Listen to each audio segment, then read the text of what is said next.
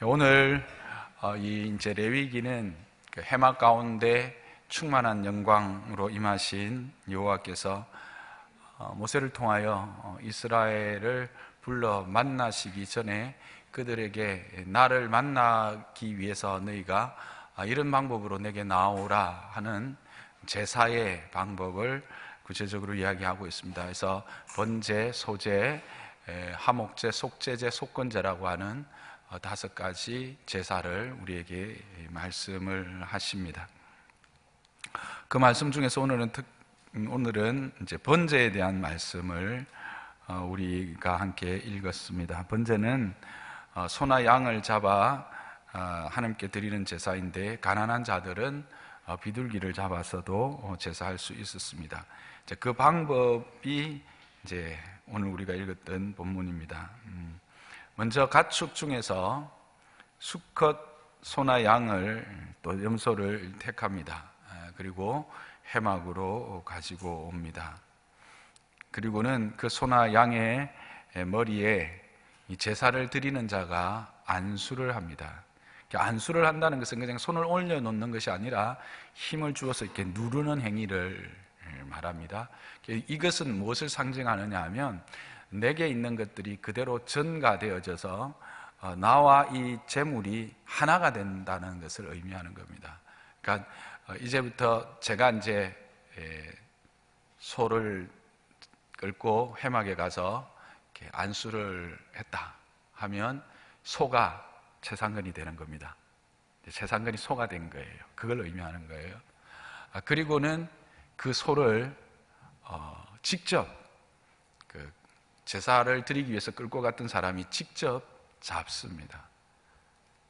제사가 뭐냐? 결국은 나를 하나님 앞에서 죽이는 행위가 바로 제사입니다.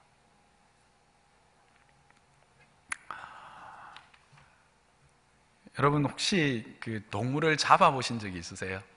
요즘에는 그런 경험들이 거의 없을 거예요. 근데 제가 클 때만 해도 가정에서 그런 일들이 있었습니다. 특히 닭 같은 거는 그냥 집에서 이렇게 목을, 경상도 말 그대로 하면 모가지를 비틀어서, 닭은 그냥 이렇게 잡는 게 목을 이렇게 비틀어서, 모가지를 비틀어서 하는데, 고등학교 때 저희 어머님이 무심하는 이런 것도 한번 해봐야 된다 이래가지고 제가 직접 해본 적이 있습니다.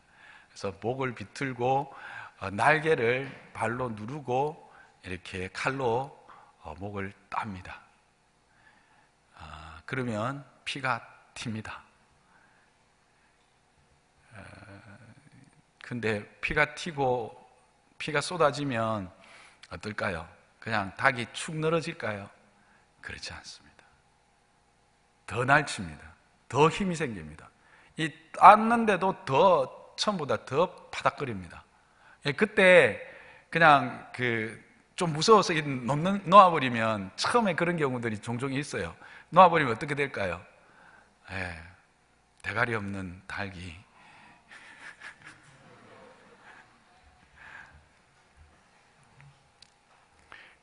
잘 안 죽는다는 겁니다. 잘 안 죽습니다.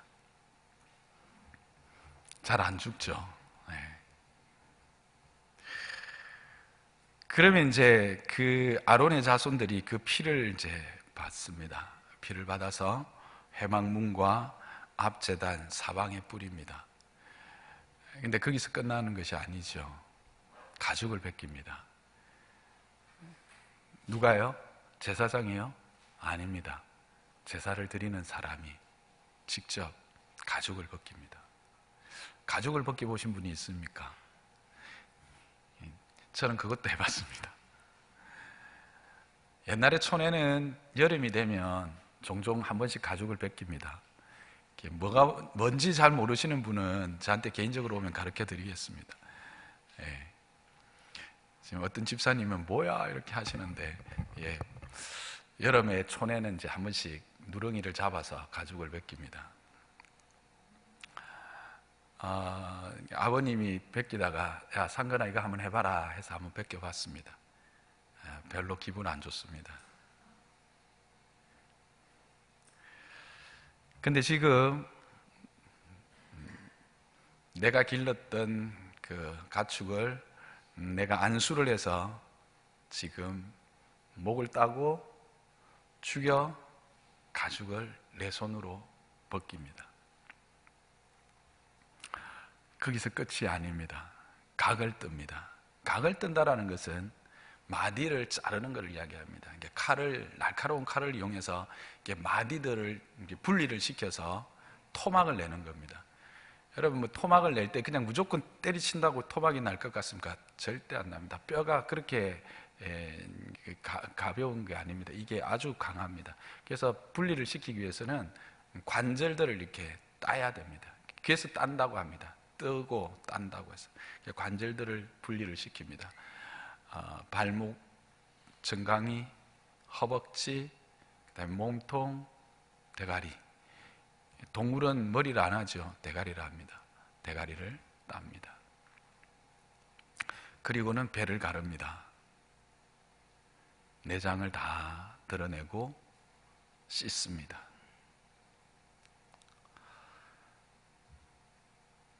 그러면 이제 그 씻긴 제물을 제사장이 받아서 벌려놓고 미리 불을 이제 지펴놓고 그 불 위에 태워 제사를 드립니다. 근데 이제 대충 태우는 게 아닙니다. 완전히 태웁니다. 전부 다를 태웁니다. 제사가 뭔가? 하나님 앞에서 나를 죽이는 것입니다. 단지 죽이는 것이 아니라 구체적인 각을 뜨고 껍질을 벗겨내고 그리고 씻고 그렇게 태워 드리는 것, 그것이 제사라는 겁니다. 그런데 여러분 들으니까 좀 어떤 느낌이세요? 좀 즐거우세요? 전혀 안 즐거우시죠? 끔찍하시죠?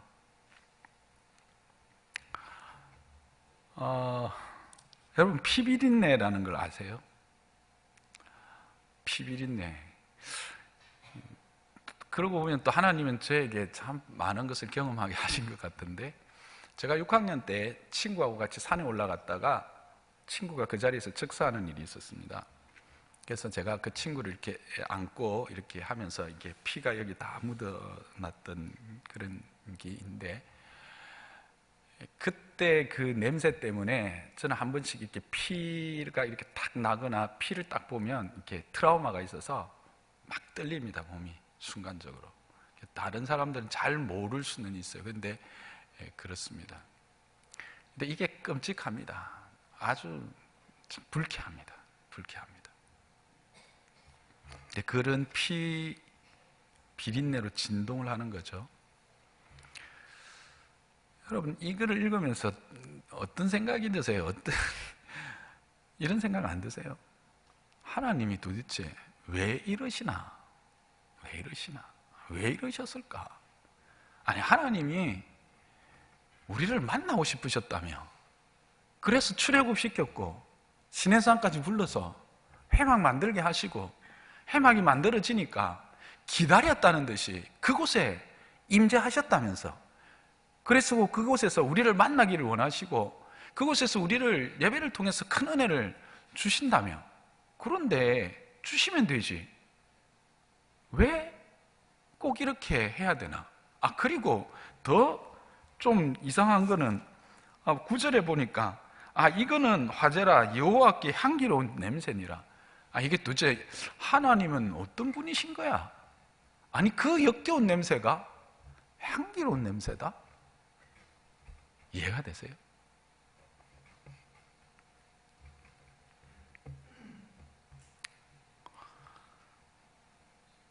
그렇습니다. 주님은 우리를 만나시기를 원해요.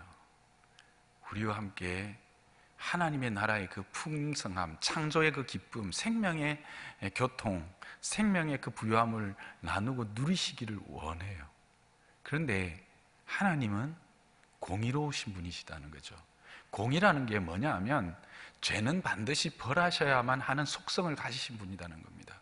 근데 하나님께 나아가려고 하는 자들은 다 어떤 존재다? 죄인이라고 하는 것입니다. 그래서 하나님이 만나고 싶어도 하나님과 사람들 사이에는 이 죄의 강이 흐르고 있는 거예요. 그래서 만나고 싶으신데 만날 수가 없는 것이죠. 그것을 잘 표현해 준 말씀이 이사야서 59장 1절에서 2절입니다. 함께 읽어봅시다. 시작. 여호와의 손이 짧아 구원하지 못하심도 아니요 귀가 둔하여 듣지 못하심도 아니라 오직 너희 죄악이 너희와 너희 하나님 사이를 갈라놓았고 너희 죄가 그의 얼굴을 가려서 너희에게서 듣지 않으시게 함이니라. 손이 짧은 것도 아니다는 겁니다. 귀가 어두워서 둔하여서 듣지 못하는 것도 아니다는 겁니다.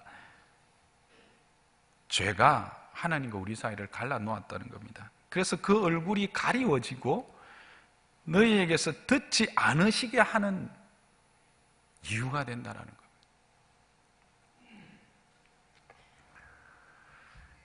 그래서 결국 이 제사는 어떤 의미인가? 2절에 보시면 나는 너희를 2절에 한번 보시면 너희 중에 누구든지 여호와께 예물을 드리려거든으로 시작합니다. 즉 이 말은 뭐냐면 내가 너희를 만나고 싶은데 너희가 정말 나를 만나고 싶으면 너희는 이렇게 내게로 오라고 하는 것입니다.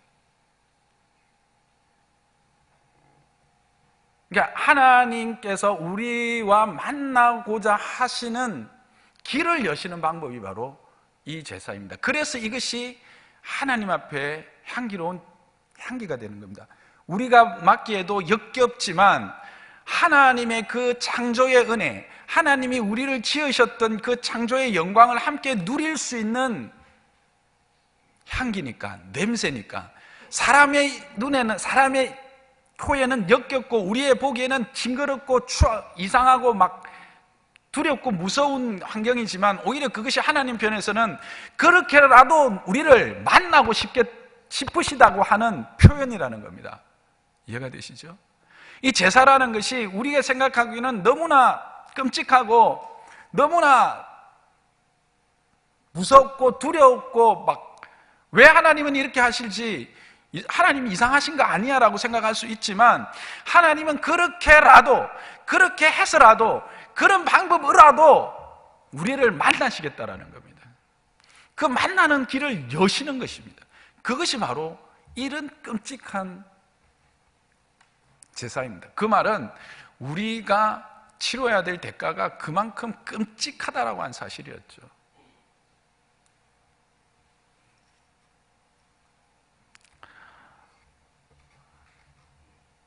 그래서 결국 이렇게 끔찍해 보이는 이 모든 과정은 그 백성을 만나기 원하시는 하나님의 방법이다, 마음의 표현이다 라고 하는 겁니다. 그렇다면 오늘을 살아가는 우리들에게는 이와 같은 동일한 제사가 필요할까? 당연히 필요 없습니다. 왜 그렇습니까? 그 아들, 하나님의 아들 예수 그리스도가 우리를 위해서 단번에 속죄 제물로 드려졌기 때문에 그렇습니다. 예수 그리스도의 십자가가 그래서 은혜인 것입니다. 예수 그리스도의 이 땅에 오심이 그래서 우리에게 축복인 것입니다. 예수 그리스도의 다시 살아남이 우리에게 그래서 찬양의 제목이 되는 것입니다.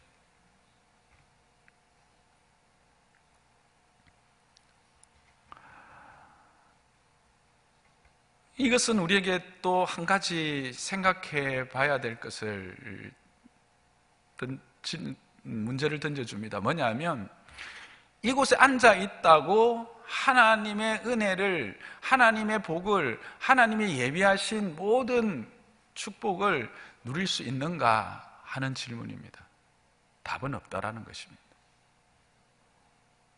앉아 있는 것이 중요한 것이 아닙니다. 이 자리에 참여한 것이 중요한 것이 아닙니다. 그것도 귀한 것이지요. 그러나 더 분명한 해결해야 될 문제가 있는데 그것은 뭐냐면 예수 그리스도로 말미암아 하나님을 만나는 다리를 건너야 된다는 것입니다. 죄의 강을 건너지 않고는 하나님을 만날 수 없다는 것입니다. 그래서 예수를 믿으라고 하고 예수를 믿어야 된다고 하는 이유는 뭐냐면 우리가 하나님을 만날 수 있는 이제 유일한 길을 예수 그리스도를 통해서만 우리에게 주어졌기 때문에 그렇습니다. 그는 곧 길이고 진리이고 생명입니다. 하나님을 만나는 유일한 길이고 유일한 진리이고 유일한 생명이기 때문에 그렇습니다. 저는 여기 앉아있는 우리 오늘 여기 한 5, 60명 정도 되는 우리 모든 예배하시는 성도님들 중에 아직도 예수 그리스도를, 예수님이 왜 이 땅에 왔는지 이유도 모르겠고, 내가 여기 앉아 있기는 있지만 예수님이 그 십자가에서 죽은 게 나하고 무슨 상관이야? 그 청년이 뭐 십자가에서 죽었다고 하자, 그게 나하고 무슨 상관이지? 그가 살아났다고? 에이, 그걸 어떻게 믿어? 라고 생각되시는 분이 있다면, 여러분이 이 시간을 통해서, 아니 지금부터라도 그것이 믿어지기 위하여 하나님을 알아가는 출발점이 되기를 주님의 이름 축복합니다. 그래야 이 자리가 진정 복된 자리가 되는 것입니다. 이 자리는 우리가 교제를 위해서 나오는 자리도 아닙니다. 이 자리는 우리가 어떤 이 땅에서 그냥 마음의 위로를 얻기 위해서 그냥 앉아 있는 자리가 아닙니다. 이 자리는 하나님을 만나는 자리입니다. 이 자리는 하나님을 경험하는 자리입니다. 그러려면 예수 그리스도를 통하지 않고는 방법이 없습니다.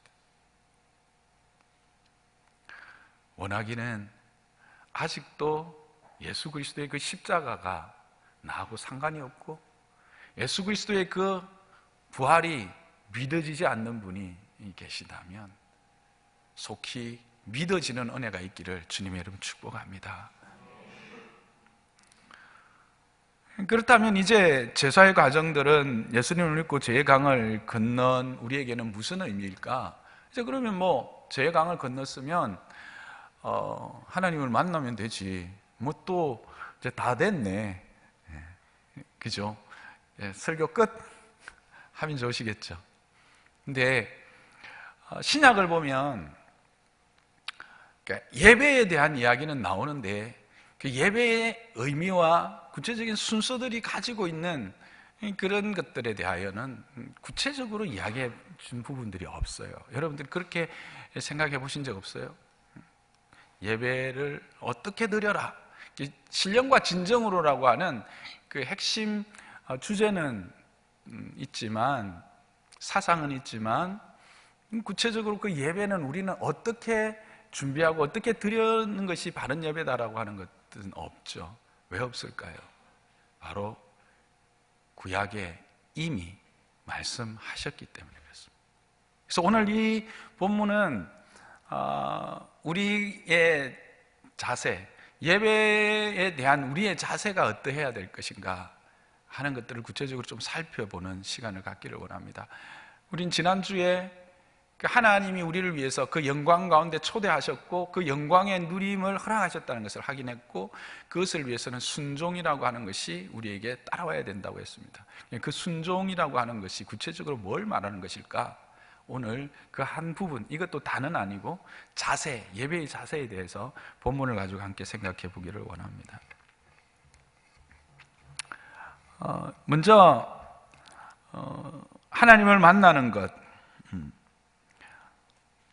그것은 어디에서부터 시작하는 겁니까?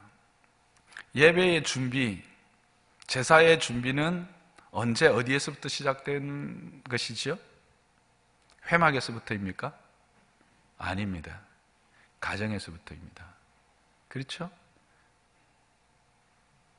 여러분 보시면 2절에 예물을 드리려거든 가축 중에서 이럽니다. 가축이 뭐예요? 집에서 기르는 짐승들이죠. 내 가축 떼 중이라고 할 때 이건 떼를 말합니다. 가축 떼에서 흠없는 것을 이렇게 선택하는 것에서부터 제사는 시작된다고 하는 것을 우리에게 말해주고 있습니다. 그래서 주일을 준비하는 것, 이것은 바로 예배를 시작하는 것과 동일합니다.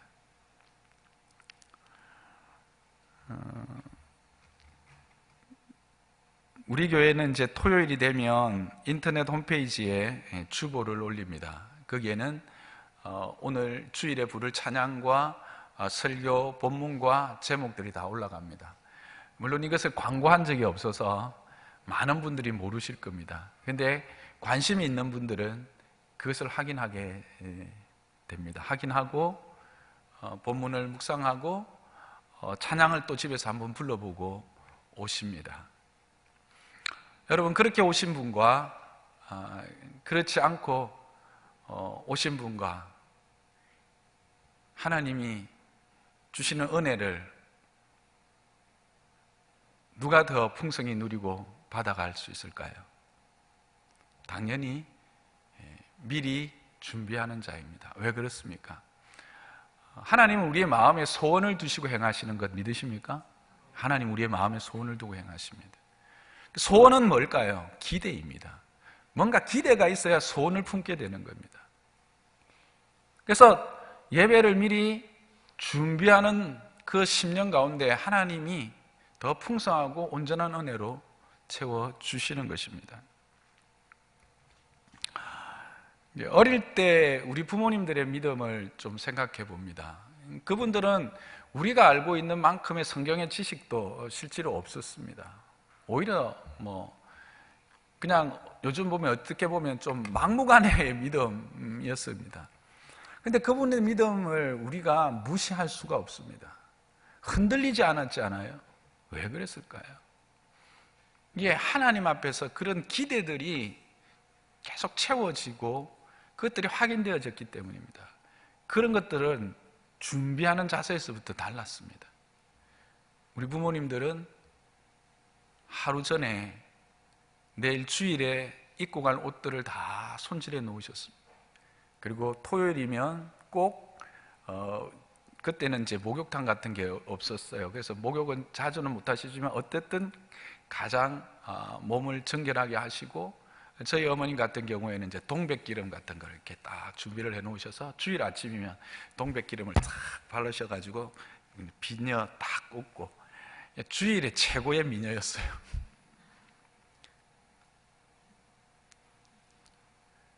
기대가 있는 것이죠. 하나님에 대한 기대.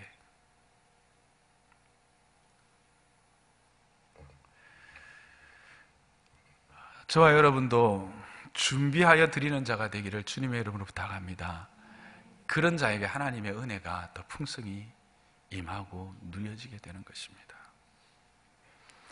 또한 우리가 이 본문을 통해서 확인하게 되는 것은 제사를 드리는 자가 원하는 대로 드리는 것이 아니라 하나님이 원하시는 방법대로 드려야 한다라고 하는 것입니다.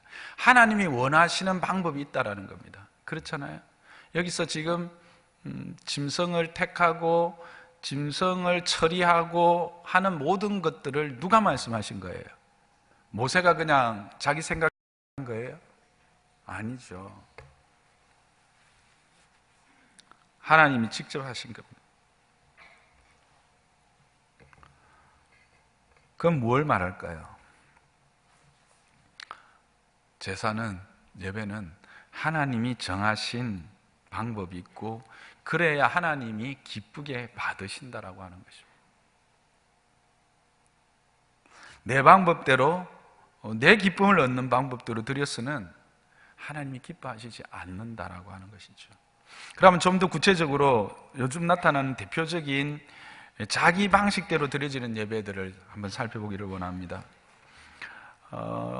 회중 예배라는 것이 요즘 그 젊은이들 사이에, 여기서 젊은이는 한 30대, 40대 되는 신앙인들 사이에 이렇게 이야기되고 또 그렇게 드려지는 이야기들을 듣고 있습니다. 회중 예배가 뭐죠?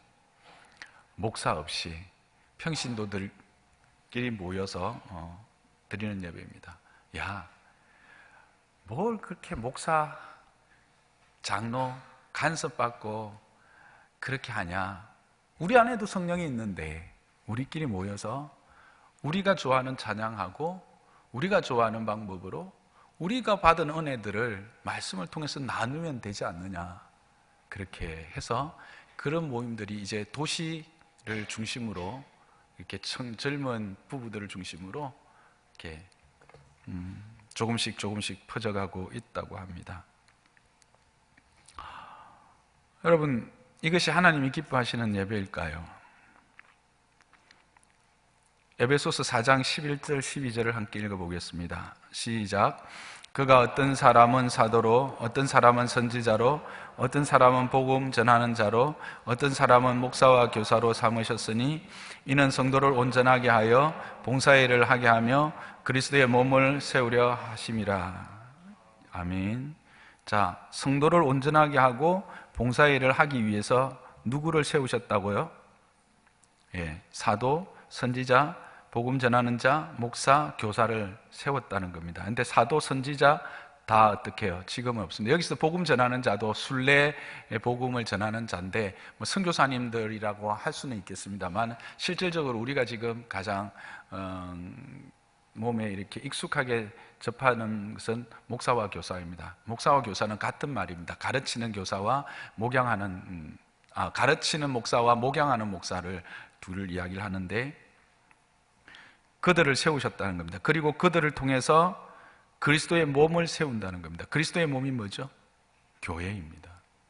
교회는 성경이 교회를 위해서 세우신 이가 있는데 그가 누구냐면 목사와 교사라고 하는 것입니다. 왜 그럴까요? 성도를 온전케 하기 위해서 뭐가 필요합니까? 성경이 필요하죠. 그래서 성경은 하나님의 감동으로 된 것입니다. 그래서 디모데후서 3장 16절 17절을 한번 읽어봅시다. 시작. 모든 성경은 하나님의 감동으로 된 것으로 교훈과 책망과 바르게 함과 의로 교육하기에 유익하니 이는 하나님의 사람으로 온전하게 하며 모든 선한 일을 행할 능력을 갖추게 하려 함이라. 예. 하나님의 사람으로 온전하며 모든 선한 일을 행할 능력, 이게 봉사의 일을 하게 하는 것이죠. 그렇게 하기 위해서는 성경이 필요하다는 겁니다. 근데 이 성경을 사사로이 풀 수 있을까요? 베드로후서 1장 20절에서 21절입니다. 함께 읽읍시다. 시작. 먼저 알 것은 성령의 모든 예언은 사사로이 풀 것이 아니니 예언은 언제든지 사람의 뜻으로 낸 것이 아니요 오직 성령의 감동하심을 받은 사람들이 하나님께 받아 말한 것임이라. 그래서 성경을 사사로이 풀다가 침륜에 빠진 깊은 웅덩이에 빠져서 영적으로 많은 어려움을 당하는 그런 사람들이 있다고, 그때도 있다고 그렇게 이야기를 하고 있습니다. 결국 교회는 성경적 바른 신학을 통해서 건전한 교단에서 안수를 받은 목회자의 지도하에 예배가 드려져야 하는 것입니다. 그게 하나님이 원하시는 성경이 말하는 예배입니다. 그래서 혹 여러분 가운데 제가 말씀드렸던 그런 일들로 여러분들을 이렇게 초대하는 자들이 있으면 분명히 말씀하십시오. 성경은 교회에 목회자가 있고 그 목회자를 통해서 말씀이 바로 해석되어지고 전달되어지고 가르쳐져야 된다. 그게 바른 예배다. 제가 이런 말씀을 드리는 것은 요즘 새롭게 일어나는 잘못된 물결이 있는 것을 미리 말씀을 드리는 겁니다.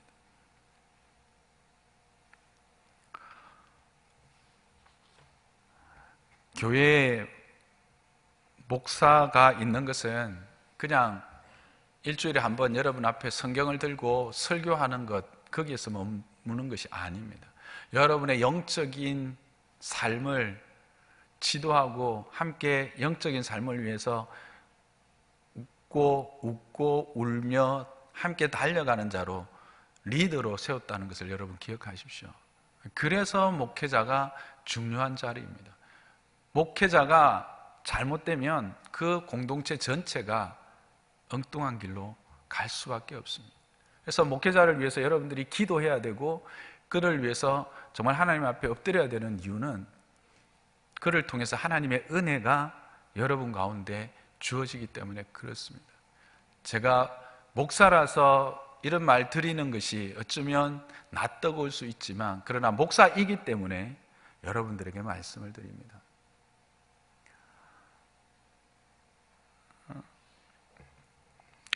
한국 교회에서 이 목사라고 하는 직이 너무 폄하되어지고 우리가 때로는 너무 함부로 말해지고 있는 것에 대해서 목사로서 책임이 있음을 저도 동감합니다. 저를 비롯한 많은 목사들이 분명히 그 부분에 대해서 하나님 앞에 회개하고 새롭게 회복해야 될 것들이 있습니다. 그러나 그것은 그분들의 몫으로 남겨주시고 그렇게 세워주도록 여러분은 기도하십시오. 그러나 여러분은 그 목사들을 함부로 폄하하고 그 목사들을 함부로 말하는 것에 동참해서 죄를 짓는 자리에 가지 않기를 주님의 이름으로 부탁합니다. 다음으로는 인터넷이나 TV를 통해 혼자 드리는 예배를 우리가 많이 생각해 볼 수 있습니다. 하나님은 우리를 그렇게 혼자 부르셨나요?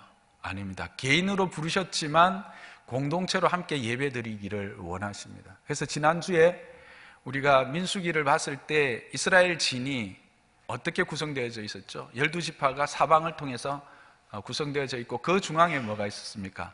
성막, 회막이 있었습니다. 그것은 하나님은 예배를 어떻게 받으시길 원하냐면 공동체로 함께 드려지는 예배를 원하신다라고 하는 사실입니다.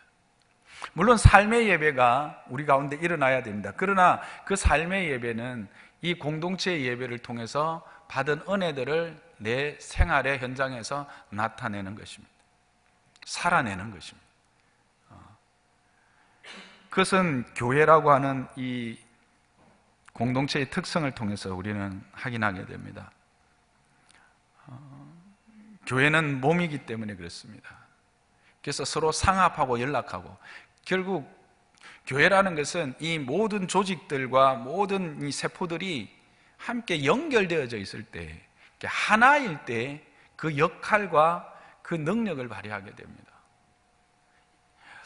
좋은 예로 몸 그렇게 하면 좀 그러니까 여러분 장작불을 요즘은 많이 뗄 기회가 없죠. 장작불을 이렇게 떼보면 말입니다. 장작이 여러 개 겹쳐 있으면 어떻습니까? 화력이 쫙 잘 붙습니다.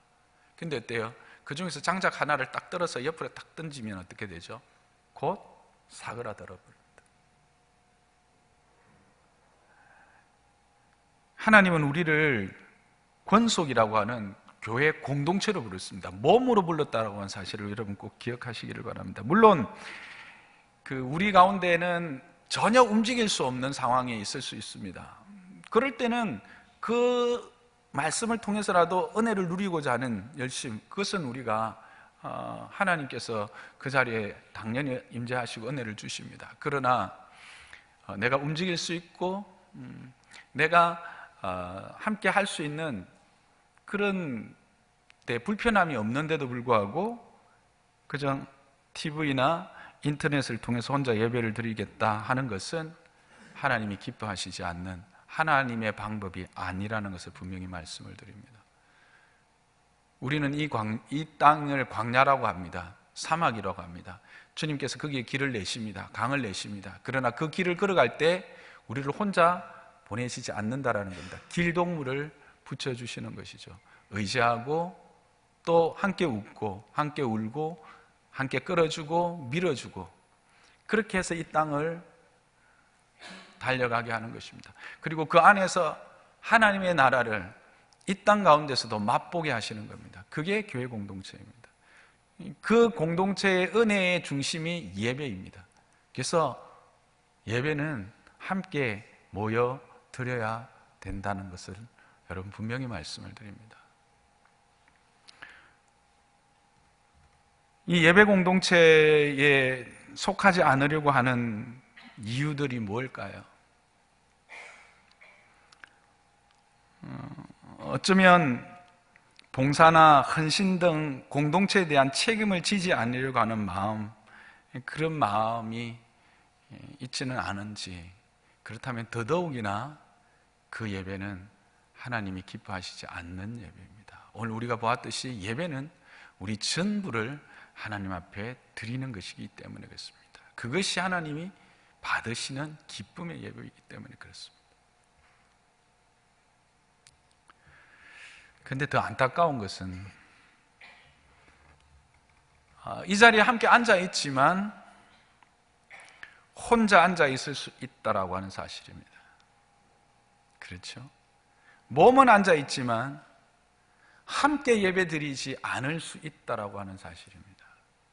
생각이 다릅니다. 바라보는 것이 다릅니다. 듣는 귀가 다릅니다. 뜻이 다릅니다. 그러면요, 함께 하는 것이 아닙니다. 물리적으로 함께 참여하는 것도, 공동체 안에 함께 들어오는 것도 참 소중한 일입니다만, 더 소중하고 더 우리가 힘써야 될 것은 화학적인 결합입니다. 물리적으로 여기 앉아 있는 것뿐만 아니라 화학적인, 여러분 뭐 케미 이렇게 할 때 케미가 뭔지 아시죠? 케미스트리의 약자, 화학, 그죠? 근데 케미스트리의 케미라 해서 화학적 재미 뭐 이렇게 해서 케미에 줄여서 하는 것 같은데, 어쨌든 그런 화학적인 융합이 있어져야 된다는 겁니다. 저는 장로산나교회 이곳에 함께 예배드리는 저와 여러분 모두는 이와 같은 물리적으로만 이 공간 안에 같이 있는 자들이 아니라 영적으로도 함께 하는 자들 되기를 주님의 이름으로 부탁드립니다. 한 방향을 향해서 한 꿈을 가지고 함께 달려가는 자들 되시기를 주님의 이름 축복합니다. 그럴 때 그곳에 하나님의 참된 은혜가, 하나님의 복이 허락되어지고 누려지게 되는 것입니다. 더 나아가서 이 순서를 통해서 확인하게 되는 것은 뭡니까? 제사는 참관하는 것이 아니다라고 하는 것입니다. 이것은 앞에 말씀드렸던 앉아있지만 혼자라고 하는 것과 거의 또 비슷할 수 있는데 또 아닐 수도 있습니다. 참관하는 것, 예배를 관람하는 것, 예배를 즐기는 것. 예배는 즐기는 것이 아닙니다. 예배는 드리는 것입니다. 이것은 예배의 그 과정을 통해서 우리가 확인했습니다. 그죠? 그냥 제물만 안수해서 넘겨주고 제사장이 잡고 껍질 벗기고 각 뜨고 하는 거 옆에서 지켜보고 우와, 이거 아니었잖아요. 내가 직접 죽이고 껍질 벗기고 각을 뜨고 씻고 능동적 참여입니다. 예배는 내가 드리는 것입니다. 나의 전부로 드리는 것입니다.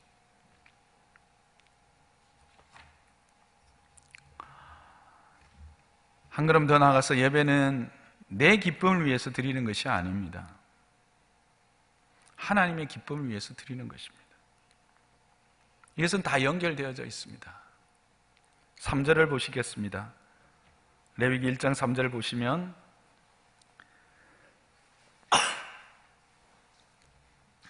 함께 읽어볼까요? 시작.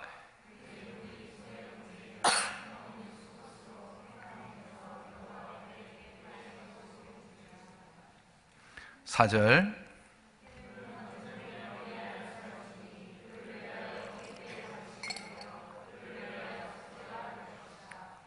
여러분 3절과 4절에서 확인되어지는 게 뭡니까?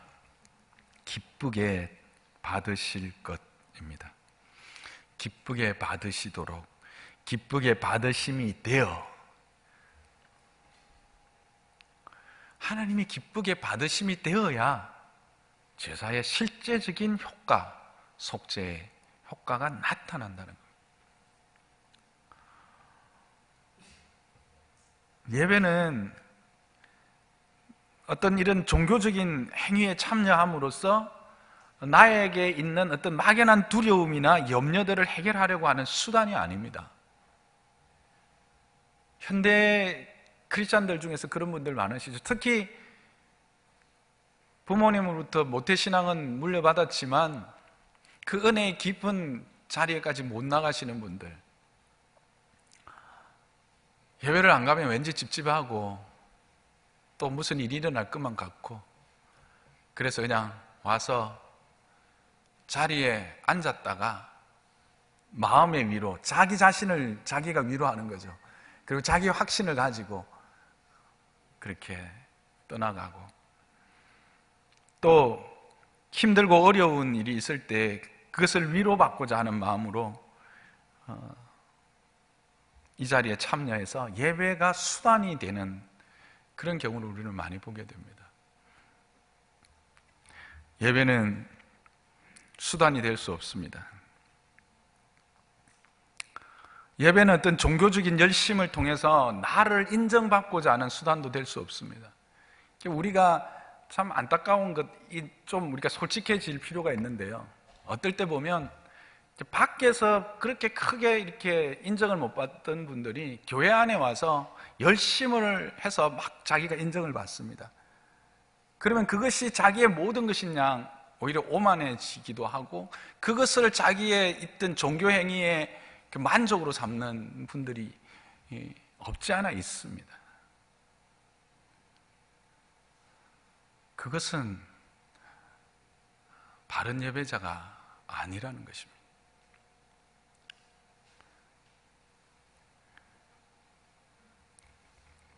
그래서 어떤 이들은 요즘 목사 중에서도 이런 이야기를 하는데, 헌금은 나를 위로하고 힘주는 좋은 공연에 참여하는 대가로 드리는 관람료와 같은 것이다. 또는 내가 속한 공동체가 잘 운영되기 위해서 드리는 운영 자금과 같은 것이다 라고 하는 이야기를 하는 사람들이 있다고 합니다. 참 억척이 무너집니다, 진짜.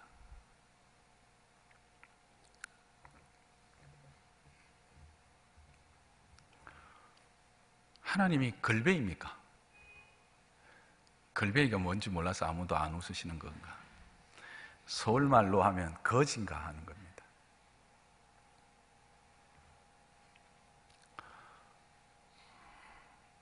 우리가 운영 자금을 대야 교회가 운영이 됩니까?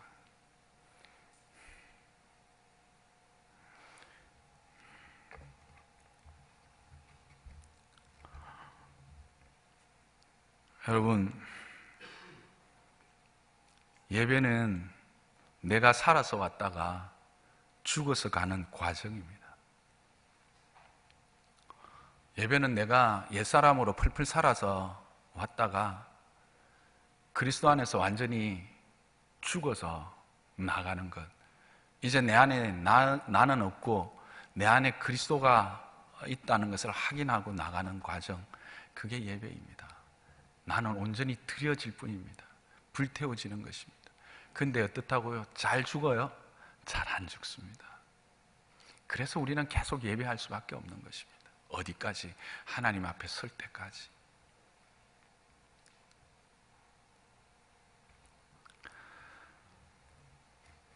내가 하나님께 드림으로, 나를 온전히 드림으로 하나님이 내 하나님이 되고 나는 그의 백성 되었다는 것을 확인하는 자리, 그게 바로 예배라는 것입니다. 들려드리고 싶은 이야기가 하나 있습니다. 꽤나 큰 극장에서 연극을 시작했습니다. 유명한 연극이라서 많은 관객들이 자리를 차지하고 있었습니다. 그런데 연출자에게 급한 연락이 왔습니다. 옆 건물에 불이 났다는 것입니다. 그래서 빨리 이 관객들을 대피시켜야 된다는 연락이 왔어요. 그래서 배우를 불렀습니다. 빨리 무대에 나가서 이 분들에게 지금 불이 났으니까 그렇다고 해서 너무 당황하지 말고 일어나서 질서정연하게 그렇게 대피하도록 가서 이야기해라. 이 배우가 실제 상황이잖아요. 얼마나 리얼하게 했겠어요. 여러분, 지금 불이 났습니다. 옆에 불이 났는데요, 지금 곧 옮깁니다. 그러나 염려하지 마세요. 우리까지 아직 안 왔습니다. 이제 다 일어나셔서 한 분씩 질서 있게 그렇게 나가주시기 바랍니다. 여러분 빨리 일어나세요 하는데 박수를 막 칩니다. 그리고 꼼짝 안 합니다. 왜? 너무 연기가 리얼해 하다 보니까 감동을 받은 거예요. 배우가 당황을 해가지고 무대 뒤로 갔습니다. 연출자가 무슨 말이냐? 빨리 지금 급히 불이 났는데 빨리 대피시켜야지. 다시 나가, 다시 나가. 더 열심을 가지고 막 진짜 리얼하게 피를 토하는 그런 심정으로 그들에게 여러분 불이 났습니다. 일어나십시오. 나가십시오. 아니면 곧 죽음이 여러분 앞에 있습니다. 막 하면서 막 열변을 토했어요. 그랬더니 사람들이 벌떡 다 일어납니다. 그랬는데 박수만 칩니다. 기립박수를 치는 겁니다. 너무 감동을 받아서. 제 이야기가 아니고요, 키에르 케고르라고 하는 철학자가 쓴 글입니다. 제목이 뭔지 아십니까? 설교라고 하는 제목입니다. 참 많은 것을 생각하게 하지요. 두 가지를 크게 키에르 케고르는 우리에게 말하고 싶은 것 같습니다. 하나는 무엇입니까? 지금 불이 나서 곧 다 죽게 될 처지에 있는 그 관객들 중에서 한 사람도 일어나서 대피하지 못하게 하는 설교자의 무능함을 비웃는 것입니다. 그것에 대한 비아냥입니다. 현대의 설교와 설교자들이 오히려 관객들을 만들고 성도를 관객으로 만들고 그들이 하나님 앞에서 삶을 변화시키려고 하는 어떠한 동기도 부여하지 못하는 무능력한 설교, 그리고 설교자들에 대한 풍자이지요. 저는 이것을 읽으면서 저를 다 바라보게 되었습니다. 우리 성도들은 어떤가? 과연 우리 성도들은 나의 설교를 듣고 삶의 변화를 갈구하고 있을까? 하나님의 보존하심, 조명하심, 그것으로 알고 하나님이 나를 향하여 하시는 말씀으로 알고 내 삶의 아주 작은 부분이라도 내가 변화시키고 고쳐서 하나님이 원하시는 사람으로 내가 살아가야 되겠다라고 하는 그런 결단을 하는 설교자인가? 그렇게 사람을 움직이게 하는 설교자인가? 아니면 여전히 감동만 바라고 즐거움만 바라고 내게 어떤 유익이 있는가만 바라는 그런 청중으로 남겨두고 있지는 않은가? 여러분, 저는 되고 싶습니다. 제가 불이 났습니다 하면 여러분 다 일어나는 그런 설교자가 되고 싶습니다. 기도해 주시기 바랍니다. 그리고 저의 부족하고 어눌한 말이라 할지라도 저의 말의 언변이나 저의 성경의 해석의 능력이나 전날의 능력이나 이런 것을 관심 가지지 마시고 말씀이 여러분들에게 주시는 것이 여러분들의 삶을 하시는 것이 무엇인지를 듣기를 주님의 이름으로 축복합니다. 우리는 지난주에 예배 가운데 하나님의 보존하심을 이야기할 때 하나님의 시선이 우리 한 사람 한 사람을 향하여 주목하고 계시다는 것을 확인했습니다. 그것은 어떤 말일까요? 하나님은 선포되어지는 말씀을 통해서 성도 한 사람 한 사람에게 필요한 말씀으로 주신다라고 하는 것입니다. 그 말씀에 대한 기대를 가지는 자에게. 그래서 여러분 설교를 듣고 나서 내 마음에 기쁨이 있습니까? 내 마음에 하나님의 내 삶에 대한 하나님의 응답이라고 생각되십니까? 그러면 여러분 감사하십시오. 근데 이것도 감사하셔야 합니다. 내 마음에 찔림으로 다가올 때도 감사하셔야 합니다. 왜 그렇습니까? 하나님이 여러분을 주목하고 계셨고 이 말씀이 여러분의 삶에 그것으로 작용하기를 원하셔서 주시는 것이기 때문에 그렇습니다. 어떤 분은 그럽니다. 아이고 목사님이 참 신통하지, 어떻게 내가 그런 마음인 줄 알고 내한테 그런 말을 해. 아이고 내가 마음이 커서 진짜 참지. 목사님이 어떻게 이런 이야기합니다. 죄송합니다. 제가 그렇게 신통하지 못합니다. 제가 여러분들의 마음 하나하나, 여러분들의 문제 하나하나, 여러분들의 걱정 하나하나를 실제로 다 모릅니다. 하나님은 아십니다. 그래서 목사의 설교를 통해서 여러분의 심령에 그렇게 조명하여 주시는 것입니다. 여러분은 말씀을 즐기는 자가 되지 않기를 주님의 이름으로 부탁합니다. 말씀대로 살아가는 자가 되기를 주님의 이름으로 부탁합니다. 그것이 여러분의 복입니다. 두 번째, 이 이야기를 통해서 이 왜 이래 이름이 어렵습니까? 키에르케고르는 뭘 이야기하는 걸까요? 앞에서 우리가 살펴본 대로 선포되어지는 메시지의 그 내용에는 관심이 없습니다. 단지 극장의 관객처럼 설교를 즐기는 관객들을 향한 비웃음이죠. 선포되고 있는 말씀의 내용과 그 말씀이 요구하는 것에는 관심이 없고, 그것이 얼마나 재미가 있는가, 흥미가 있는가, 감동적인가, 세련되었는가, 내게 어떤 유익이 있는가에만 온통 관심이 집중되어 있다라고 하는 것을 이 철학자는 지금 비꼬우고 있는 겁니다. 나는 이 비꼬움을 들을 때 나는 아니야 라고 말하는 여러분 되시기를 주님 이름으로 축복합니다. 아니, 아무나 웃으세요. 지금은 안 되더라도 앞으로는 그렇게 되기를 주님의 이름으로 축복합니다. 네, 그렇습니다. 우리는 예배자입니다. 우리는 우리를 드리는 예배자입니다. 그것도 전부를 드리는 예배자입니다. 온전히 태워 드리는 예배자입니다. 그럴 때 하나님이 우리를 위하여 예비하신 것들을 누리게 되는 겁니다.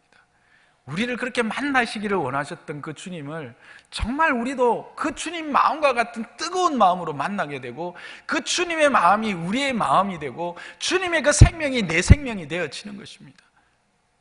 주님의 부요함이 내 부요함이 되어지는 것입니다.